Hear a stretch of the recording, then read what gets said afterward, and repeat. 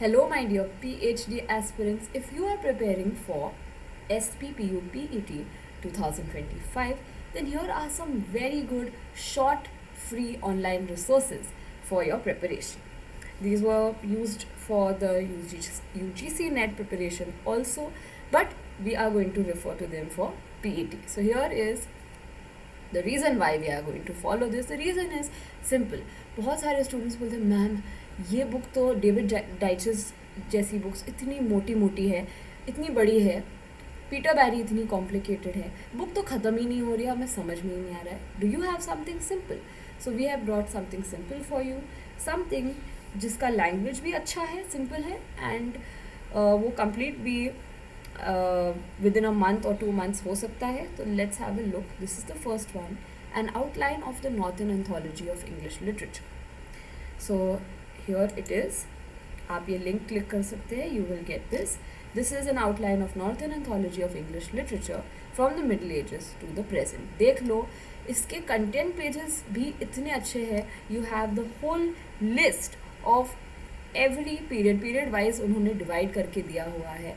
आपके पास middle edges है, ये देख लो, चौसर जी आ रहे हैं, William Langland, you have mystery plays, all the important points over here. 16th century देख लो, you have Christopher Marlowe, William Shakespeare तो जैसे मैंने बोला है पहले, इंग्लिश लिटरेचर के महाराज है, किंग है, आप उन्हें भूल ही नहीं सकते.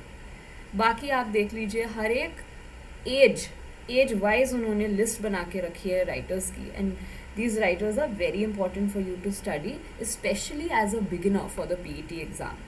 अगर आपने कभी नेट नहीं दिया है, कभी सेट नहीं दिया है, तो you can surely go through this book so that you'll get some good ideas how to prepare. ये देखो, इन्होंने मोटे मोटे भरे भरे पैराग्राफ नहीं दिए हुए, शॉर्ट में पॉइंटर्स में एक्सप्लेन किया हुआ है. ये आप देख सकते हैं, हर एक चीज़ पॉइंटर्स में है और बहुत सारे सब टॉपिक्स में डिवाइड किया गया है. That makes it very easy and very simple to refer to this, so you can have a look. The other source that I will be discussing in this video is a short history of English literature by Pramod K Nayar. तो Pramod K Nair जी की भी book हम देख लेते हैं, यहाँ पर link दी गई है.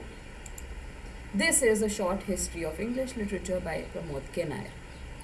ये आपको मेरे टेलीग्राम चैनल पे भी मिल जाएगा. मैं टेलीग्राम चैनल का लिंक डिस्क्रिप्शन में दे दूँगी.